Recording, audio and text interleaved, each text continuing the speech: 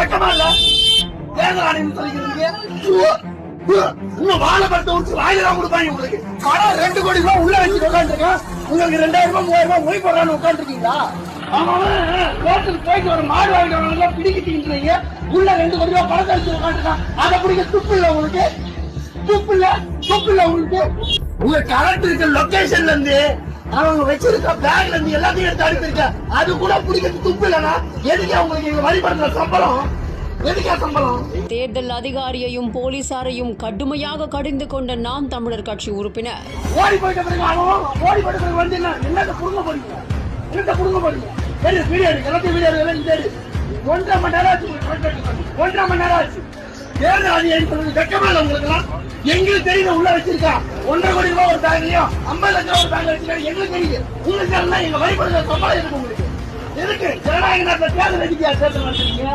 காலதாமதமாக வந்ததால் left and right வாங்கிய நபர் லொகேஷனோட அனுப்புற உள்ள பணம் இருக்கு. 1.5 மணி நேரம் பைத்தியக்கார மாதிரி உட்காந்துருக்கேன் இங்கே. பணத்தை முன்னாடி எலக்ட்ரிக் பாக்ஸ்ல முன்னாடி ஓபன் பண்ணி பாக்குறாங்க. முன்னாடி 2 கோடி ரூபாய் பணம் எடுத்துட்டு போறான். அதை பிடிக்க துப்பு இல்ல?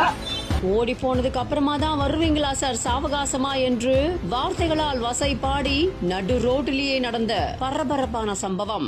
பணம் இருக்க பேக் உட்பட சொல்றேன். அதை பிடிக்க துப்பு இல்ல? அவ்வளோ போயிட்டான். தலைவர் நான் போயிட்டு தரேன் சொன்ன பிறகு வரீங்க. 25,000 ரூபாய் பேட்டா வாரத்துக்கு வாங்கி சாப்பிடுறீங்க.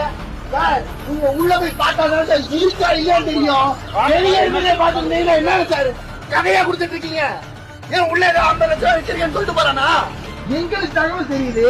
தேர்தல் நடத்த அலுவலகம் தகவல் தரலன்னா நாங்க எப்படி எடுத்துக்கிறது? இல்ல இந்த தொகுதியை சுகுமா இருக்கும், அந்த தொகுதியை காந்திக்கும் ஏழை விட்டு போங்க, ஏழத்தை கலந்துக்கிறோம். ஆற்காடு சட்டமன்ற தொகுதிக்கு உட்பட்ட காவனூர் பகுதியில பணம் பதுக்கி வச்சிருந்ததா புகார் எழுப்பப்பட்ட நிலையில அந்த சம்பவ இடத்திற்கு போன நாம் தமிழர் கட்சியினர் மாவட்ட ஆட்சியருக்கு தகவல் சொல்லி 1.5 மணி நேரத்துக்கு மேல ஆகுது, போலீசாரும் பறக்கப்படையினரும் 2 பேருமே வரல அப்படின்னு கடுமையான வாக்குவாதத்துல ஈடுபட்டிருந்திருக்காரு. இந்த சம்பவமானது அங்க பெரும் பரபரப்பை ஏற்படுத்தின நிலையில இமீடியட் ஆக்ஷன் எடுக்காதது ஏன் அப்படின்னுட்டு பல பேருமே கேள்வி எழுப்பியிருக்காங்க.